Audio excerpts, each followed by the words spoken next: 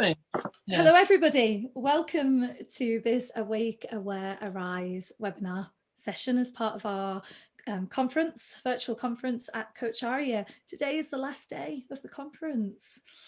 Gosh, that happened far too fast, but feel very honoured to be here today with Fiona, who is an absolutely wonderful person. And we're going to be talking about what's love got to do with it? What has love got to do with it? To do with education, to do with our purpose, to do with just being. So, yes, I would love you all. Love, you see, I'm going to be saying this word a lot. I would love you all to introduce yourselves in the chat, select all panelists and attendees on the chat box, and tell us where you're from. Tell us anything, where you're from, something lovely. That would be wonderful. So I'm Leah Black. I am the Coach Aria Youth Program Lead, and I'm also the founder of the Youth Mentor Coach. Absolutely passionate, completely love my work. I've been working with young people for about 15 years plus now. I lose track. I think I've got too used to saying 15. It's probably 16. I don't know. I've worked with young people from all across the world. From all types of backgrounds in completely different settings. I've worked with young people associated with gangs, young people in a mental health setting, in schools, in coaching, mentoring, orphans. I've worked with so many different people and communities as well. So I'm going to be entering this session from that perspective of working with youth. And Fiona, welcome. Please introduce yourself. Oh, thank you. So lovely to be with you. We've met a few times and we've exchanged ideas, and I was just so pleased when Coach Aria suggested that you would be somebody I would enjoy talking with, dialoguing with, because we both have a real passion, a lifelong passion probably, for learning and the whole field of education right across the board, from children right through to adults of all ages. And as you know, I just love learning. So not only do I love learning, but I also love facilitating people to learn. And I noticed when I look back over my career, I've been doing it since I was in my family, trying to teach my parents to get on better. So, because they weren't, my stepfather and mother weren't terribly happy. And so, you know, I really wanted to help them feel better, but of course you can't do that as a small child. But I know that that's where it started, actually, wanting to just help people get on better, to really find a way to love each other despite their differences. And so in a way, that theme stayed with me all my professional career as well. So I've been a mental health social worker, I've been an academic, I've been a psychotherapist, I've been a coach, and now I supervise coaches. So, and it's all about learning, accompanying people to learn and be their true selves. You know, overcome their fears and start to love themselves, and then bring that love into their work. So, gosh, that was quite a long introduction. Anyway, It that's was a who I am. beautiful introduction, and it shows where love, your passion for your work came from and why you do what you do. And I know when we've spoken before, Fiona, that it's similar in the sense that it was family in a way, and the experience that we have when we're younger that take us on those paths. And I know for myself, I never ever dreamt of working with teenagers, especially when I was a teenager. There was no way I would have imagined working with teenagers. And I love nature and went down a different route. I studied wildlife conservation biology, and I did that as a job for many years. And it was just when I was doing that as a job, and I had young people coming to the nature reserves. So I was doing environmental education and helping maybe young people who had learning difficulties, disabilities, to do some voluntary work in the forests. And oh, it was beautiful. And I noticed a connection that I had never experienced before. And that connection with myself and young people was so much stronger than the work I was doing. And I realized it's because as a teenager, I experienced so many unusual, not so nice things that I had a little bit more empathy or understanding about what a lot of these young people may be experiencing. And that completely took me on another route, which is now helping people all the time whilst living in nature, though. Mm. But that's a wonderful story of how you came into this field. And when I think back to the career I've told you a bit about, the many different levels of work I've been doing, the, one of the biggest things that helped me as a small child was being in nature. You know, I think before probably the age of 7, my mother and sister and I, before my mother remarried, we spent time in our little village with all the children playing, and just across the road was a huge field, and we used to play there, all the kids in the village. And luckily, because I'm a twin, there were twin boys living next door, so the 4 of us would play together in this field and build dens and have a wonderful time.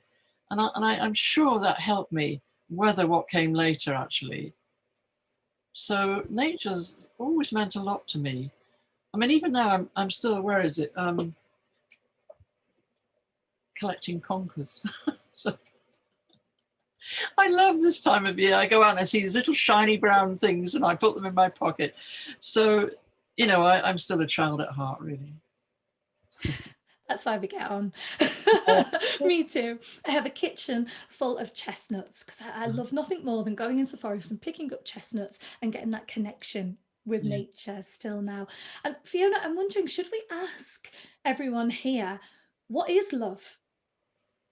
Because I am intrigued as to what love actually Yes, what is. is love for them? Yeah. Yeah. Please do write your answer to that in the chat box. How do you interpret love? What does love actually mean to you? Fiona, can I ask you the same question? Sure, What's sure. love? I think the kind of love that I want us to, I'm sure we'll talk about more, is the kind of love that occurs between people when they're truly respectful and caring and compassionate, and not the kind of love that's grasping or wanting to hold on to or dominate.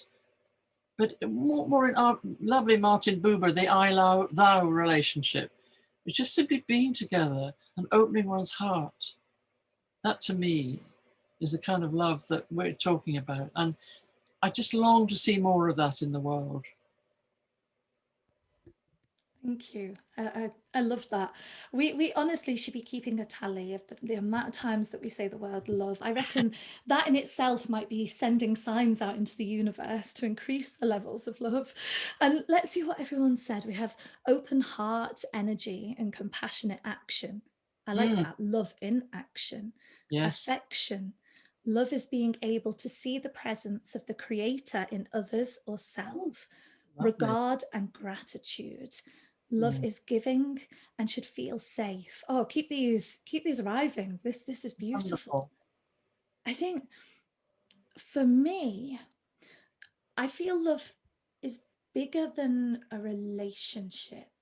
So I've always felt a strong, I don't know whether I'd say affinity, but a connection obviously with nature. But I think because of the experiences I had when I was younger, I think my love is connecting with natural beauty, with what beauty is. Love for me is connecting with others, learning about others' cultures, others' experiences. It's understanding others. It's not a demand. It's not locked away. It's like freedom. Freedom is the word Lovely, that I would lovely. use. It is, and then obviously there's love between people, and that again for me is freedom to be who we are. And yes, definitely here, unconditional positive regard, absolutely. I love unconditional positive regard.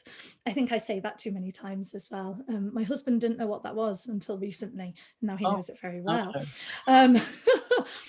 Love is accepting people as they are, not counting flaws, no conditions, no expectations, only giving, sharing, and sacrificing. A deep connection characterized by suspension of judgment, respect and sense of giving, kindness, Yes. compassion. So it sounds as if those of us who are with us, those of folk who's with us, we're on the same page.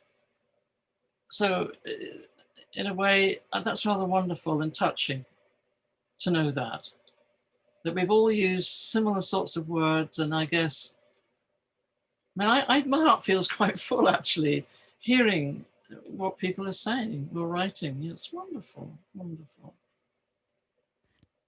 I'm I'm quite intrigued by the love in action. So it's Hmm. action. What is love in action? How do we show love? What do we do? Well, first thing to say, and I know I sent you a paper on this, what Heart Math have discovered, that lovely company in California, or wherever, that the heart energy we can have within our own being will transmit itself energetically into the relational field. And so to prepare ourselves to be loving, to open our hearts, has a huge impact on the people we're with. And when we have that open-hearted sense of ourselves, it transmits itself, it resonates. And it resonates far more than simply thinking together with somebody. If we add heart energy to our thoughts, it's a great combination, because then both sides of the brain are working together. Because heart energy creates safety. So that's the other feature of bringing love into learning, is that it creates safety. And we learn best when we feel safe. And heart energy is key to that. So that's the word safety. That really rings with me with Mm. love, because I don't believe that all children and young people in this world really know what love is and don't actually feel safe a lot of the time. And some of my work, well, a lot of my work was in child protection. And in the UK, in England, so just in England, I think it was during 2018, 2019, there were 19,000 victims of child sexual exploitation registered in the UK. And I know this is everyone's like, what? This is a horrible thing to mention, but something's missing there with the word safety. There's an epidemic There of is. exploitation there. There is. And not only that, we currently have a mental health epidemic as well globally that's being recorded.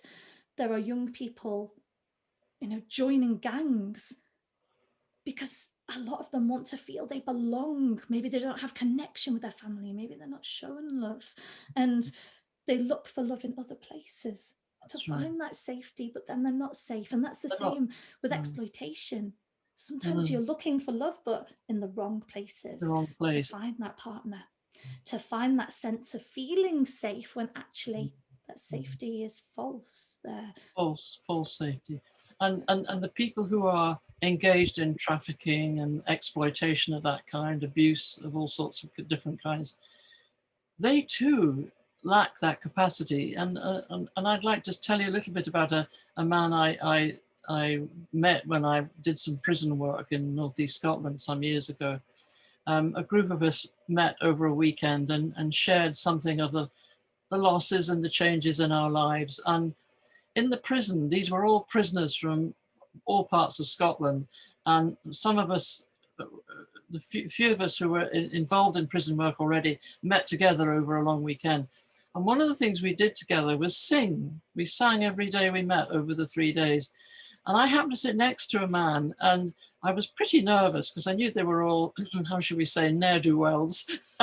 So anyway, I discovered this chap was actually a very tender-hearted, sweet guy who, when I was weeping at one point, he put his arm around me, and we discussed together what had brought us to this place in our lives. And he said, I was a child sexual abuser.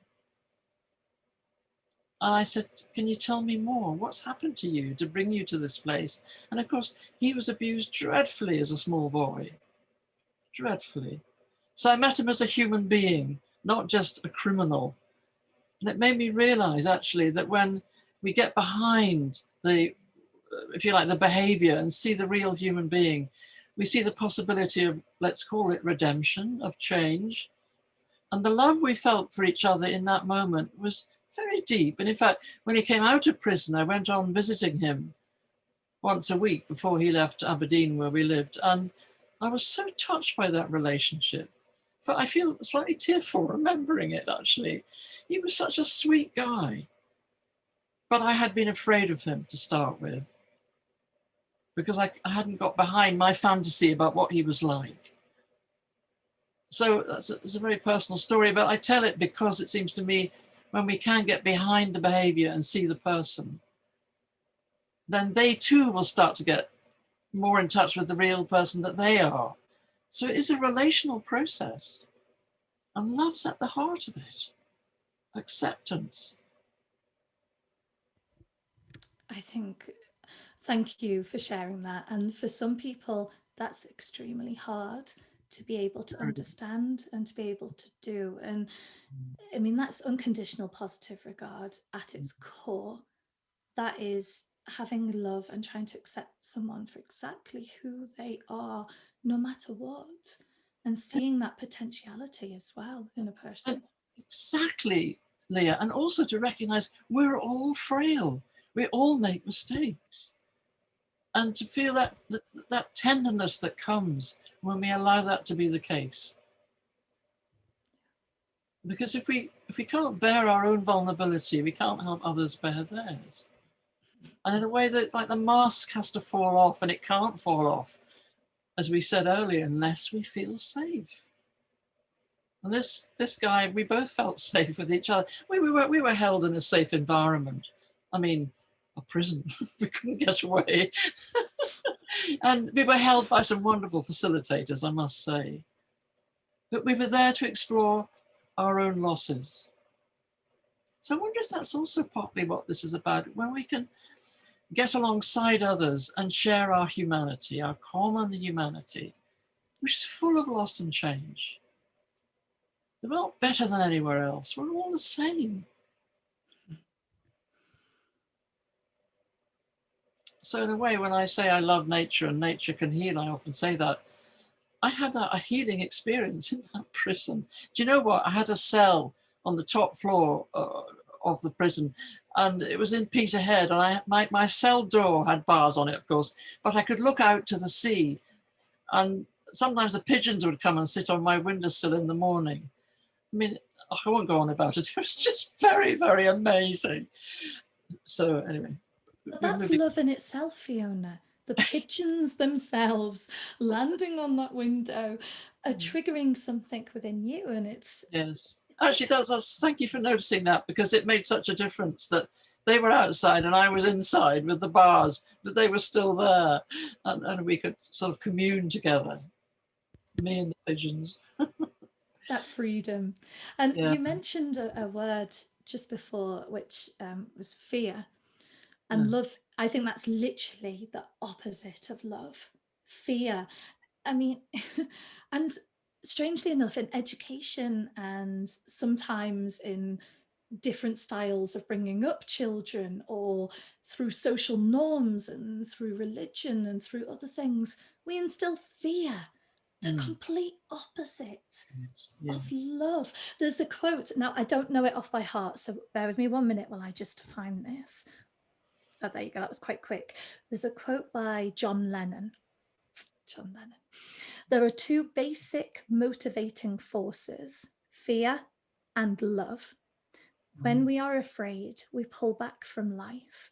When we are in love, we open to all that life has to offer with passion, excitement, and acceptance. We need to learn to love ourselves first in all our glory and our imperfections. If we cannot love ourselves, we cannot fully open to our ability to love others or our potential to create.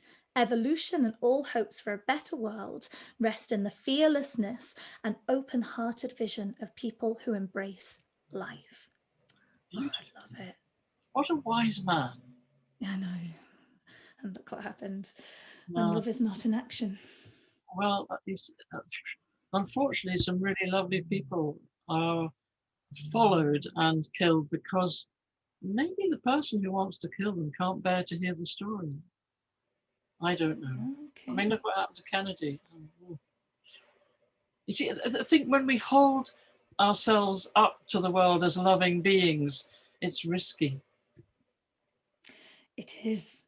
That's interesting. It's vulnerability, isn't it? Yes, yes. Because we try to hold on to things like material things or people. I Mm, mean, oh, even myself when I was younger, you want to hold on to someone, you don't want to let them go. mm, Again, that's the opposite. It's all about freedom. Yeah, we cling, we do, that vulnerability. Even with what we buy and what we purchase and what we put. And actually, that brings me to something I was thinking about yesterday. We have somehow managed to commercialize love. And I think of Valentine's Day, and I think love has been commercialized, and that must be so confusing for children and teenagers when they see a specific day for love. All the stuff is couples together, hearts between two people, and that's what love is, apparently. But yes. it's not. And I wonder whether there's an absolute misinterpretation there of love. I think you're right, and actually, it's distressing to be reminded of that actually, because it's not what we're talking about here. But we must acknowledge that that's maybe the shadow side of this. That there's that grasping, you must have this, and if only if you look like this or whatever, you can't have love. I mean, it's ghastly. So Botoxing and oh, terrible things. And so what we would long for is the kind of love that's about people development, about them learning to love themselves and feeling free to be themselves, and to do that in a way that's, as we said earlier, lots of people open-heartedly. But unless you've got that capacity, you have to operate from an inside which is full of hate, possibly, and longing, and maybe the belief that you're not good enough unless you do this or say that. It's a really good point. And Yeah. so Fiona, I'd like to ask everyone actually that's watching, um, because I think it's a question that isn't pondered enough, and especially not by schools or teachers or social workers, other things, which is how do we learn love? How do we learn about love? I'd love to know. Well, should we How do wait to we? hear what people say before we say more? Definitely. You Hmm. you all write in the box. How do you learn to love? I'd be very intrigued. And I think Hmm. while people are doing that, for me, love is a ripple effect as well. Just that little inch of love can ripple across not just homes, but communities, countries, and so on and so forth. It's that's an interesting that answer is nearly the same as what you said before, Fiona. We start learning Yeah, when we are in our mother's womb. that's right. Live openly. And Love open.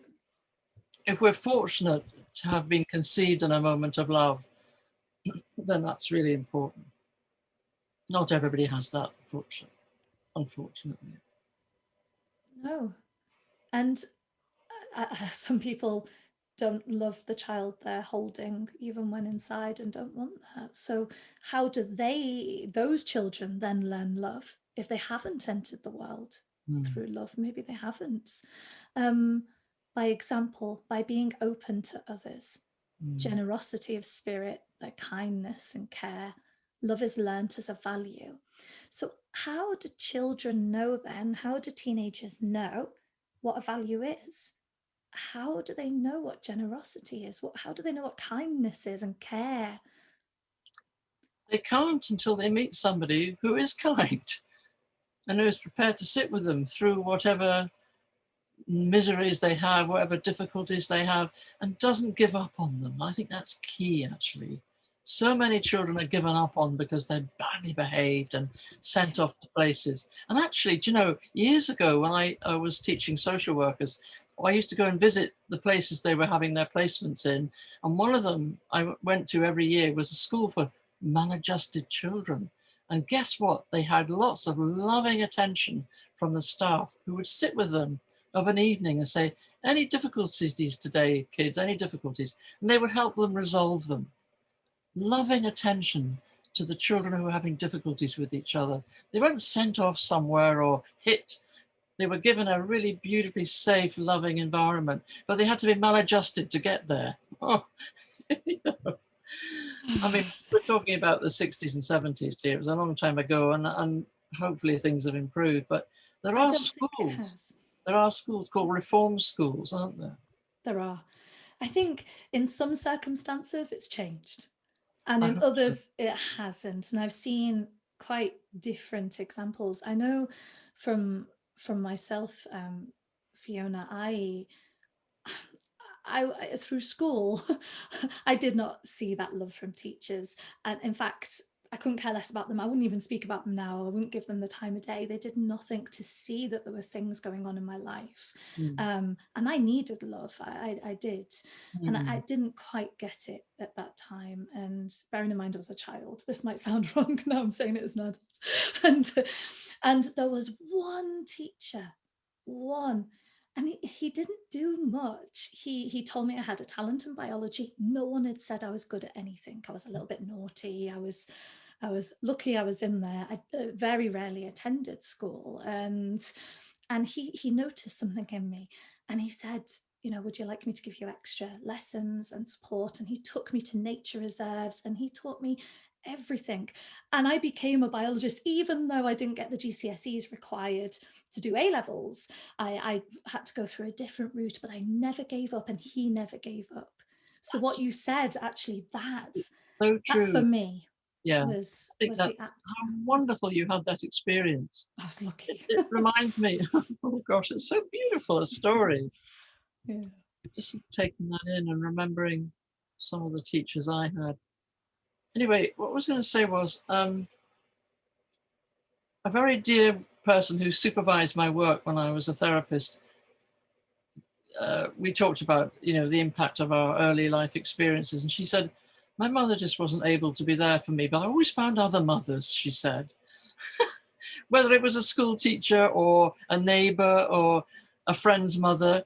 And I think there is a longing to find somebody, and sometimes we are noticed. And the people who notice us can see beyond the bad behavior or beyond the difficulty. And I think that's what changes us, isn't it? That we are seen as human beings in a situation of need, but maybe not able to articulate it. Yeah, definitely. And Yeah. seen for what we can bring to this world, that we have potential, and that someone cares, someone believes in you, so you can believe in yourself. A child needs that. They need to see that someone really believes in them and That's is right. there for them. And I remember I would find love from animals.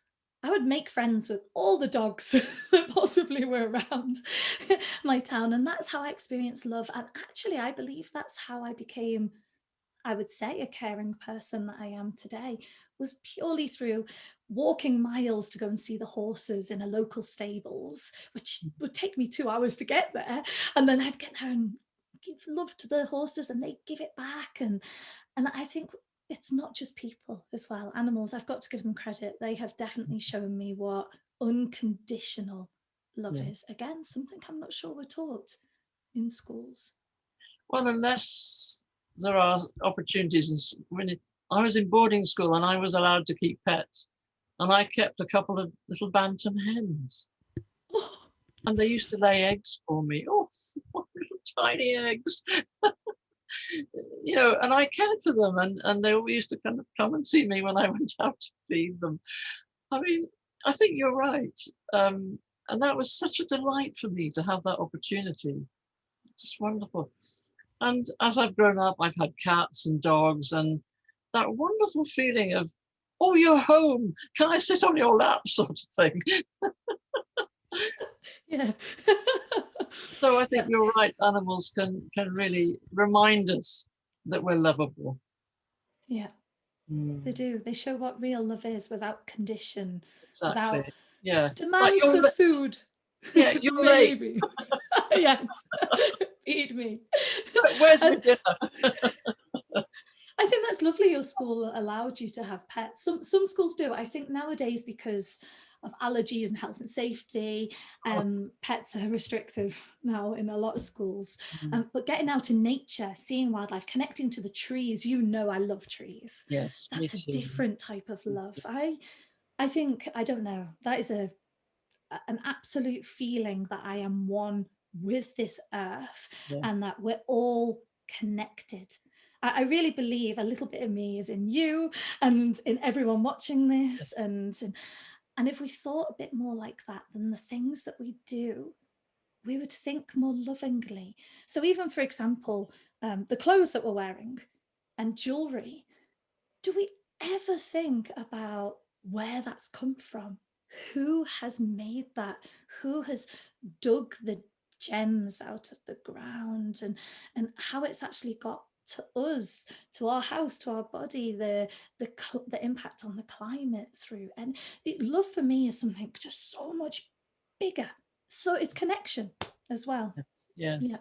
And you see, what's so interesting listening to you is that you've opened yourself up to the possibilities of our interconnectedness with animals, with nature. And I think when people haven't had the experience of being cared about, cared for, they're shut off from that possibility. It's like they've got, a blindfold on, covering their eyes and their hearts. And when they really feel cared for, which is what the work that you do with young people, and I do a bit one-to-one with people, is that you allow them just to take off the blindfold, open their hearts, and then they can see the wonders of nature. Then they can feel alive when they're out walking in the woods and want to hug trees, pick up stones on the beach and all that. But they have to be loved and cared for to take the blind off, to open the doors of the heart. Because until you do that, you can't see. You can't allow nature to touch you. So That's my how sense. can we do this? I love it. I think, how can we do this then? Because we have our imprinting years, Mm, the plasticity in our brains as children and mm, especially as teenagers. A lot goes on in that teenage brain that can affect us for the rest of our lives, which is why I'm so passionate about this. It's not just the topic, it's the science behind it. We have like a limited amount of time to make either an extremely bad impact or a really good impact. So how teachers can do that. And I know people have put here through experience, to mm, love through experience. Yes. What experiences can we enable children, young people to have to experience love? Learn from family, society, elders, and experience. Experience again. I think experience is key. If that teacher hadn't have taken me to a nature reserve, my love of nature might not have come out, and I might not have got a job, and I might have gone down a completely different path. And believe me, I was close. And as well, I see a lot of children who a lot of schools, they do teach sexual health. Some of them teach that in biology. Sometimes they're quite scared teachers that don't particularly want to do it, so they just fill it in quickly, or they don't teach relationships and what consent is and what love really is, that bigger picture. And even though personal social health education has only just been made mandatory in the UK, I think it was 2 years ago, don't quote me to the date, 2 or 3 years ago, didn't So have to teach it before. Now they're trying. However, I strongly believe that it shouldn't be down to one teacher and one topic. I feel, so for example, there was a girl that I worked with who learned that she was being sexually exploited by watching a TV sitcom series. Didn't know, because she didn't know what consent was. She didn't know what real love. She didn't understand that love wasn't the perfume she was being bought, the alcohol she was being given, the attention, the fact there were many men that wanted to love mm, her because she actually thought that that was okay until she saw it on a TV series. mm. if I had a child, and I don't have children, but I certainly work with enough of them, I would not want them to learn from TV or music about the topic of love. No way. I would want them to learn from me Mm. and from the people that we're surrounded by, our communities and our schools. And I really strongly believe that teachers should be taught about unconditional positive regard, empathy, congruence, love in general, connection, communication skills, all these things during their training. That's where I feel it should start a lot, even before we think of the delivery and the action. Let's think about the people who have the responsibility to bring love, and that they should also love their job, have a passion for their job, because when we're passionate about what we do, it emanates, it spreads to the children and the people around us, and they can see that love and then understand what a love for a job is, a love for a career is. So yeah, I don't know. I think things are changing in the UK. The rest of the world, I don't know. I work in different countries, and no, PSHE definitely is not mandatory in many countries. But I worry sometimes that schooling is preparing young people to be workers, to fulfill the economy, the economical need, rather than preparing young people for work, for adulthood, For life, actually. for life. Yeah, for what it's like to be a relational human being. And unless, as you say, unless teachers are on their courses enabled to get to know themselves as people and all their frailties, their strengths, and how they can learn to control their emotions when they're challenged in the classroom and not start to get hostile with the children, but to deal with all the things that happen, because classrooms are full of stuff, aren't they? Children doing and saying and behaving as children do. And unless the teachers are steadfast enough to cope with that, children don't have a role model. Absolutely. Role model. That's a key word. It's modeling. And if you can set up a culture in a school where all the staff from the head down can model kindness and compassion and relational skills. It doesn't have to be on the curriculum. It just has to be part of what's like to be there. Step in the door. Ah, I'm safe. I'm not going to be bullied here. Or when I am, somebody will help me. Which It's like a doesn't. whole culture change, isn't it? Not just an hour a week on the syllabus. Oh, like you can deliver it like a package. Yeah, here's our topic today: life, Oh, love. Okay, see you next week, everybody. No, it should be as important as having an hour for lunch. It's yes. like eating lunch. It's a need. It's on Maslow's hierarchy of need.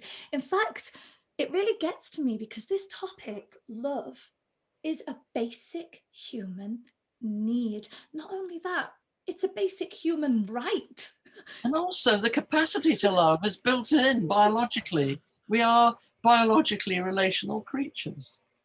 And it's that cutting off that happens when we're not loved in return as tiny ones. Yeah. So our job is to open that. It's like it's a bit like the self as a castle and the drawbridge goes up when we're little and we don't get loved. And it's like, how do you let the drawbridge down and let other people into yourself? Open the door of your heart, because that room gets closed off when we're not I loved. like that. Do you know, it's this fear again. So in schools, there's a chart. If you've been misbehaving, you go on the chart. Or if you've been naughty, you're in exclusion, or a horrible name for a room where you have to stay for a week or a day or a few hours. It's all based on fear as a way to improve behavior instead of having a chart for kindness. You could literally do the opposite of what's happening there. Okay, we're gonna have this chart for kindness. Who's kind? You go on it. And then we can talk about why they were kind. What did they do that was kind? Why is this important? How does this help people? A real conversation.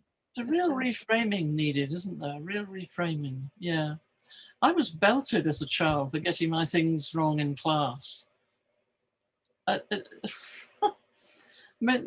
is the 50s in Scotland, and they belted children who got their sums wrong.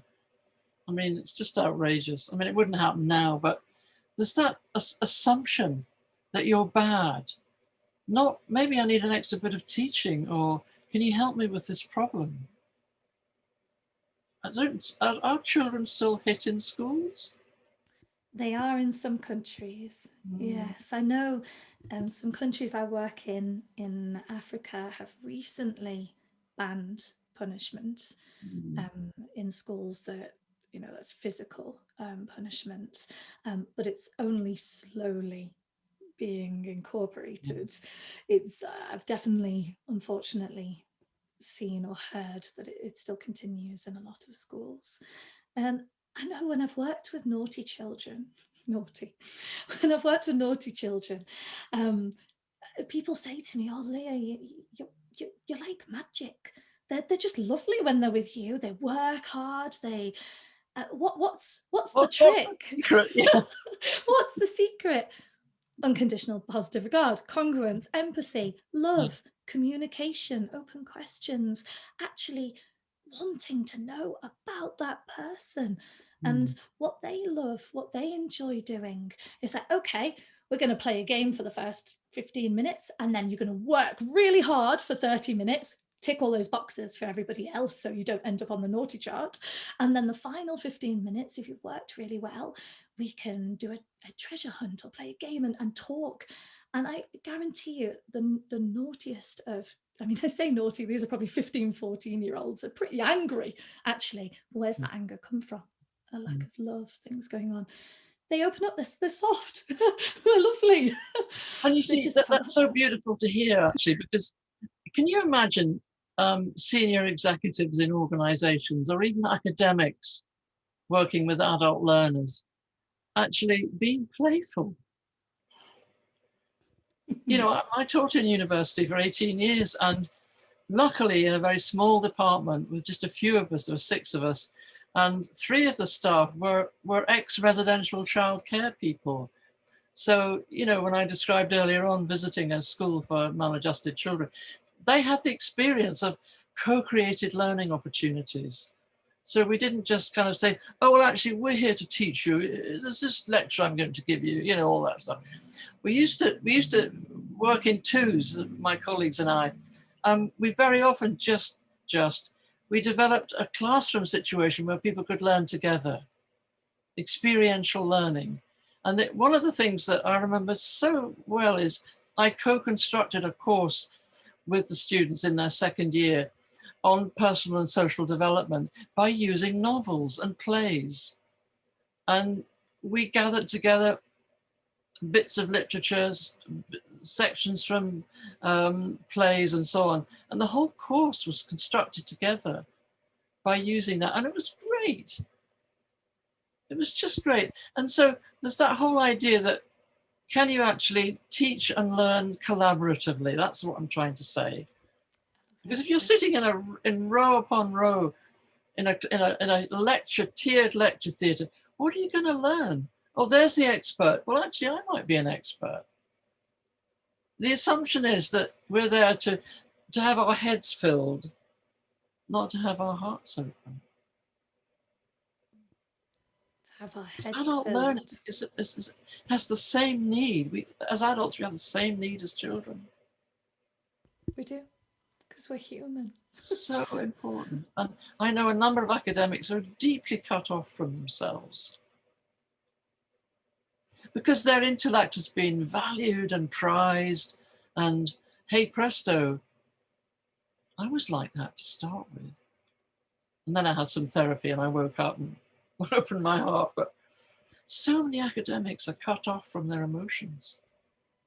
And of course, it's huge pressure to publish research, do research, write papers. But where is the whole human being valued? Not many places. So I'm really passionate about changing the way higher education works for the reasons you want children's schools to change. Same reason. And love's at the heart of it. How would you change it if you had the ability to go, this is how I would change the way things are delivered, what exactly would you do? What would be the first thing you would do? The first thing I would do I would be set up a meeting for people saying, this is what I'd like to do. Who would like to join me? So find allies, because you can't change a whole culture. You've got to change it bit by bit, which is what we did in our department all those years ago. Find allies, talk about what it means. What are our challenges? What do we need to learn to become able to teach in this kind of way? And can we support each other to do that? And I know of one or two courses in this country where they teach mindfulness, for example, or they teach group relations skills. I mean, when I worked in university, we had a department where we set up seminars for staff who wanted to learn how to run their tutorial groups. And they just didn't all, anyway, I won't go to it, but some universities have staff development opportunities, but that's how I would do it, little at a time, and create little micro cultures where the change begins to happen. And then, of course, word gets round. But the passion for that has to be there, and the skill, the facilitation skill, and the will, all that. And I think a lot of academics, well, maybe not a lot, but enough academics might be rather pleased to do that. I used to call myself a recovering academic when I left the university because part of me needed to recover from that kind of, oh, we're only interested in your head, not your heart. It was a tough environment, really, to survive in. But it's a long answer to your question, Leah. I really like it. It's culture, changing cultures. It's collective. It's collaborative. It's connection. It's not individual, stand alone and do this. You can't do it alone. It has to be in a relationship. Yeah. You made me laugh talking about lectures. I remembered my lectures when I was studying sciences, and it was all, I mean, I fell asleep, I'm pretty sure, for half of it. But there was one lecturer who absolutely inspired me. He was bonkers in a really nice way, and he'd jump across the stage and he'd use drama to show us what he meant about evolution, and oh, it was hilarious, but everyone was so engaged. And then he'd get people to join in, so we'd actively do drama and song and music. It was, I mean, out of all the lecturers, he's the only one I remember. Of course. Dodgy ones I remember for wrong reasons, but you remember the people that have that passion for what they do. And I mean, anyone that goes into education is to think that a child, a young person, an adult might look up to you, the role model word, and say, because of you, I achieved. I want to be like you one day.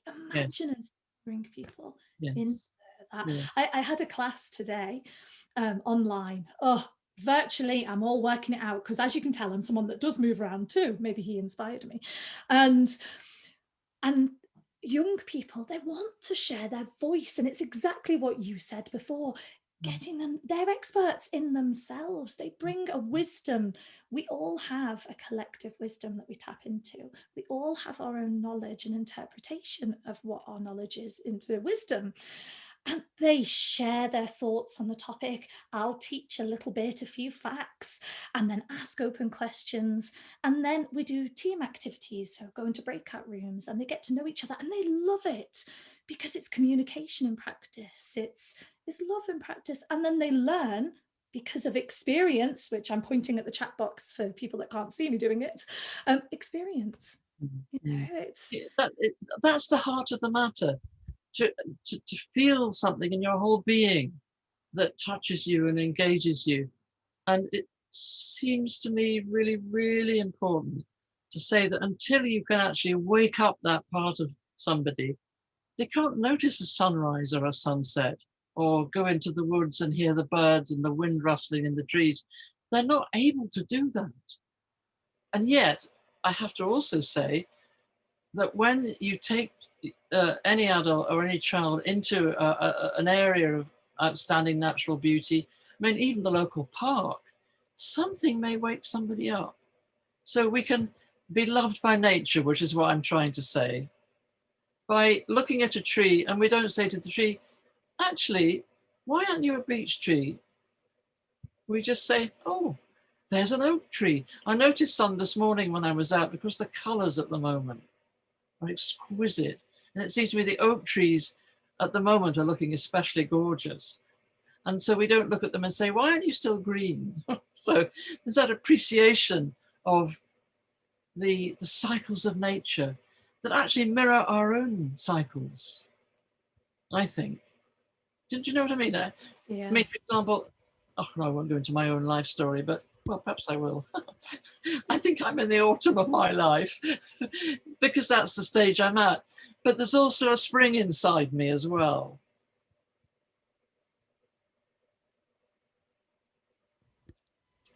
A spring waiting to emerge, perhaps tomorrow.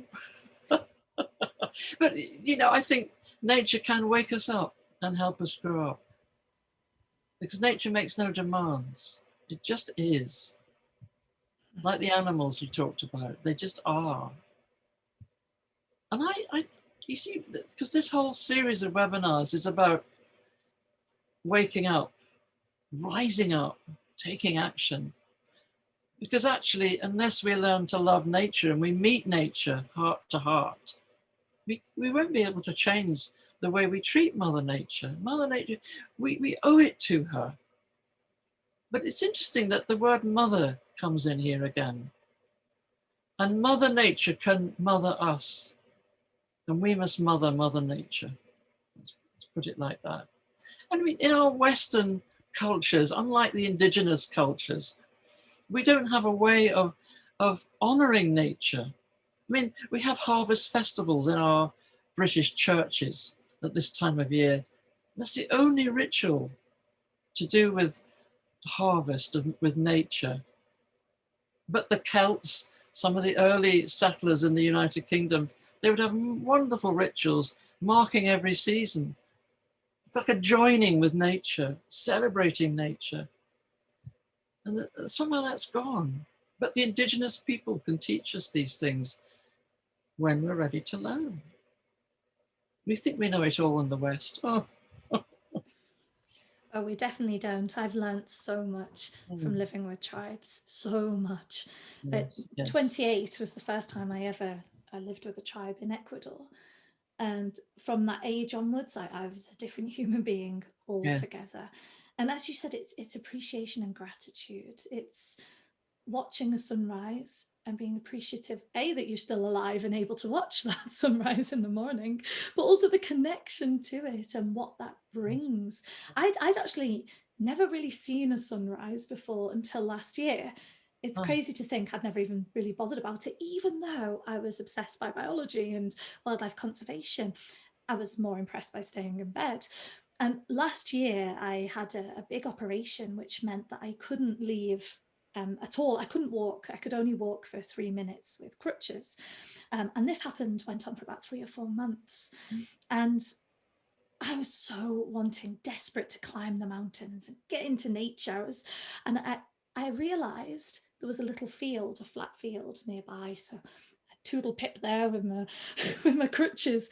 And one night I couldn't sleep very well. So I got up in the morning and went to this field, and there was the sunrise.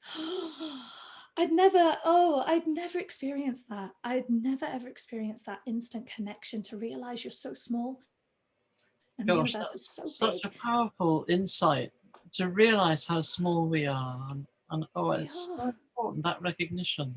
And I go every day now. I mean, it's never stopped, because it's like a mother waking me up in the morning and putting their arms around me and going, right, another day. Come on, you've been given this opportunity. You've been given this miracle. What are you going to do with it? And I will be here to support you. And it's to listen to the hidden words of support that nature brings. It's completely opened my eyes to what love is.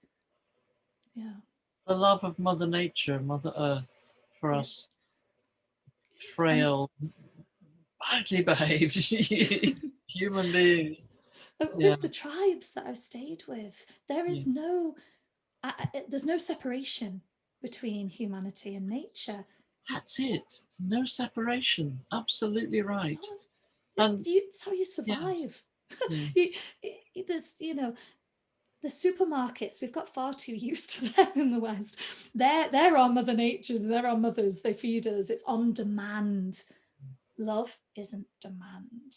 Love is connection and finding the food, replenishing, giving back, kindness, caring. Oh, yes. I learned a lot from the tribes. I'm sure. I'm sure. So, are we finishing in about 5 minutes? Is that what? We can, yes. Yeah. I mean, I don't know. I don't know how long We have about 10-15 minutes or Oh, so. okay. We have a 90-minute slot, but I'm actually teaching some That's what I amazing thought. young people very, very soon. So I have to leave a little bit early to Okay, that's spread fine, as some long as love. we know what the parameters are. So, any more comments or questions coming up? There certainly are. So we have expressing genuine love releases the hormone oxytocin, absolutely, which enhances trust, empathy, positive relationship memories, and cements relationships. Super, lovely point. Yeah, oxytocin. They should put it in the water. Action. I'll just write that in the diary.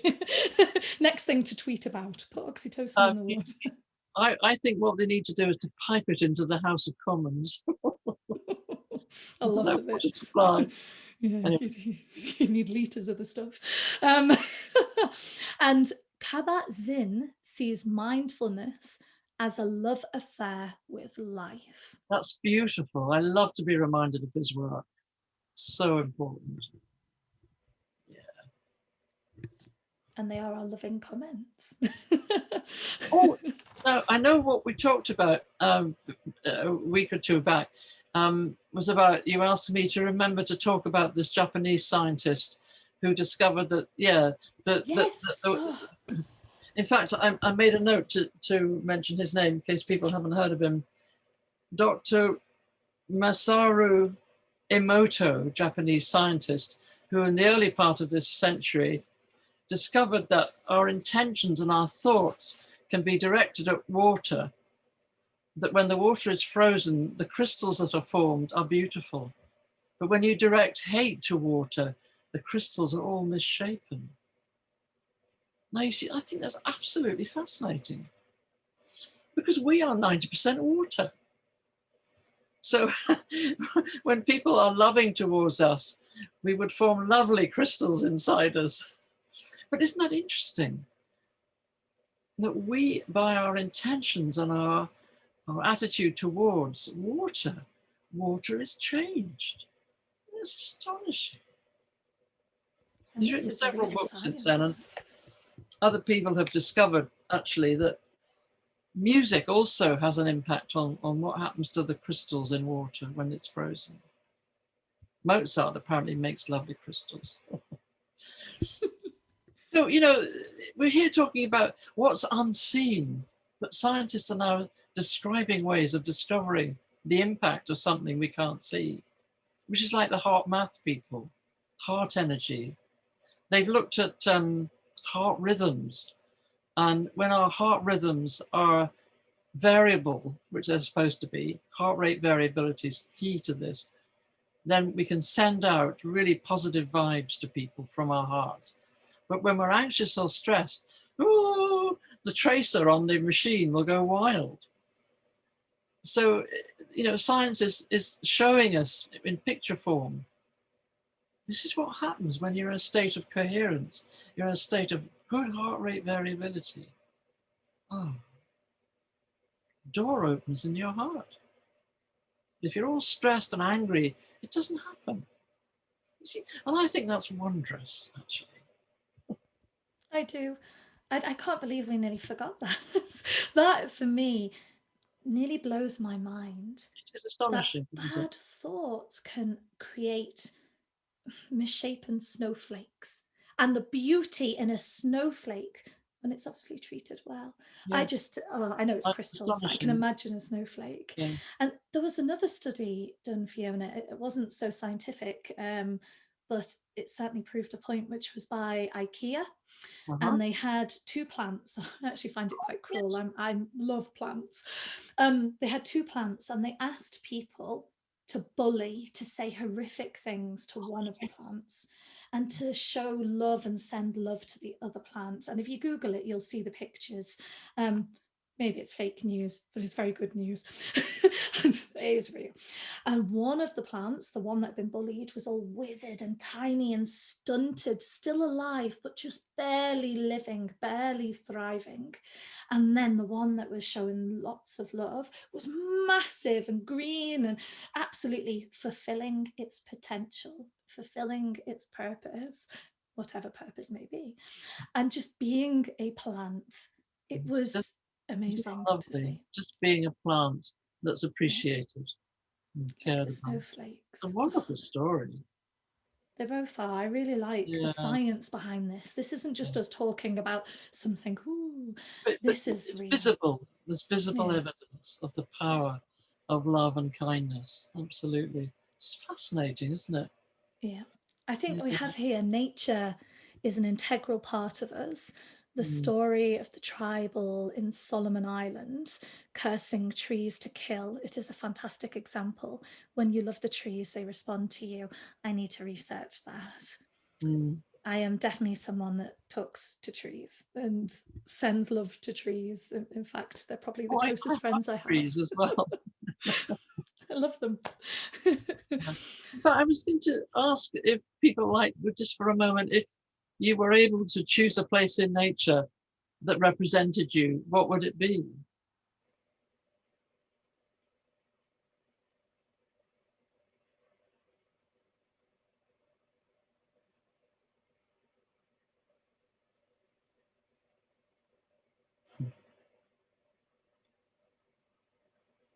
What comes to mind?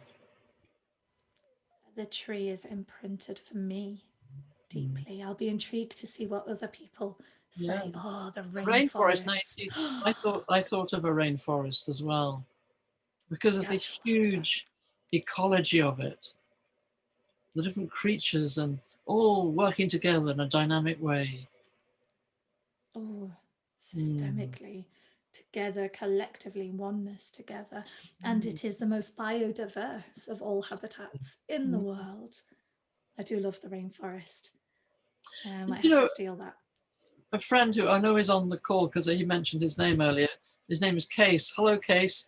He was telling me this morning about a place in Amsterdam, a bit of ground that was just, nothing happening on it. And they just left it. And of course, gradually nature took a hold. And he said, no, it's just beautiful. Lots of creatures, lots of growth. Sorry he's not here to tell you the story himself because he can't do that. But he told it to me and I'm telling it to you. You see, it's another example. Nature knows that it's got the place it can grow into a new biodiverse system and just be itself because no one's getting in the way and planting seeds and digging it up. It just is. And you see that walking down the street, plants growing out of walls, tree roots pushing their way up out of asphalt pavements. Brilliant. Nature finds a way. It's wonderful. If only we grew out of walls and Yes. spread our roots and broke down concrete barriers and just were, yet all supported each other, just And like those also, plants do. and the research that's discovered that underneath the floor of the forest, all the roots and the trees they're all connected, They are. all feeding each other. I mean, it's just brilliant. And And once they we communicate. exactly, and once we become like that as human beings, collaborating, feeding each other, supporting each other, not fighting and grabbing and hating. Hmm. So There's a we've a lot to do. quote. Oh, sorry, you've just reminded me of a quote, and I did say it yesterday, but I need to say this quote in this webinar. It's related to the fighting because there are many songs like "Fight Fire with Fire," Hmm. but that's not going to work. No. You fight with love, with peace. It's the opposite. And Martin Luther King Jr. said, darkness cannot drive out darkness. Hmm. Only light can do that. Yes. Hate cannot drive out hate. Only love can do that. Yes, that's right. That's I love it. beautiful. It's really beautiful. Fiona, didn't you have a poem? I've been looking Yes, forward to hearing actually, this do you poem know what? all day. Yes, in fact, this is one of my favorites, and I won't cry when I read it because I find it very moving. Oh, well, maybe. And anyway, it's called Love After Love, and it's written by a Jamaican poet called Derek Walcott. And he says, "The time will come when, with elation, you will greet yourself arriving at your own door, in your own mirror, and each will smile at the other's welcome. And they will say, 'Sit here, eat. You will love again the stranger who was yourself. Give wine, give bread. Give back your heart to itself, to the stranger who has loved you all your life, whom you ignored for another, who knows you by heart. Take down the love letters from the bookshelf, the photographs, the desperate notes. Peel your own image from the mirror. Sit, feast on your life. One day you will love again the stranger who was yourself.' And I think that's what our work's about, helping people love again the stranger who they had to abandon for another, who knows us and is waiting to be remembered. I love that poem. What a beautiful poem to end on. I really need to have a copy of that, Fiona. That I'll is send it to you. absolutely Yeah. beautiful. Who is the Oh, poet? people are Yes. saying the same. Who is the Oh, poet? okay. It's Derek Walcott, Walcott. We'll find a way to share it. I'm not sure We how. have a LinkedIn group here. I'll Oh, post. okay.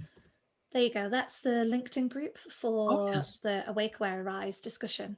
So Okay. we can post it on there. Put it there. We'll Yeah. join. And everyone join it, please. Mm. Now, love is all that is.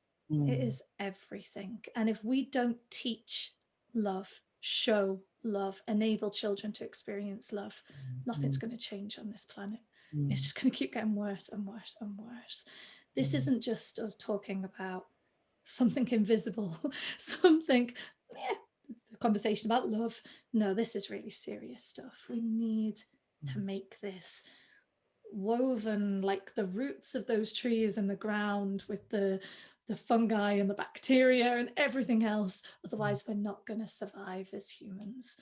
Love is absolutely the answer. So if any teachers watch this, any youth workers, any social workers, any educators, facilitators, inspirers, influencers, depending on what you're influencing, just remember love has to be integrated into absolutely everything if we're going to be human. And there is a song, "Love Makes the World Go Round," and it's so true. So true. Yeah. So, It's the any poem. more in the chat room we need to respond to? Yes, we have about 5 minutes left. The poem has been posted in the chat. Thank you very much. Oh God, it's beautiful. It is. Thank you, Fiona. It's been absolute pleasure. And I feel all full of love, and I'm looking forward to watching the sunrise tomorrow, having this discussion in my mind.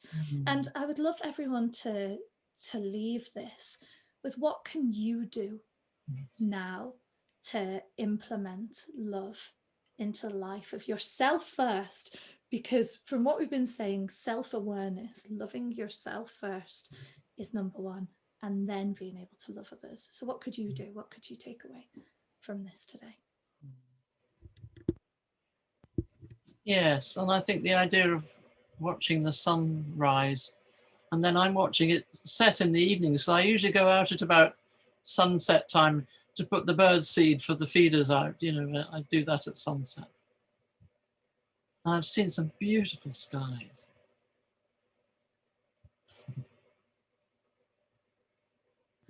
I have the photograph here, I believe, of the sunrise that I can show you if I can find it. Here we go. Sorry, it's just the first sunrise photo I could find.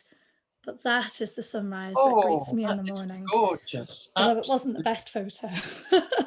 Absolutely beautiful. When did you take that? That was the first few weeks that I ever saw the sunrise, which was, I think it was April last year.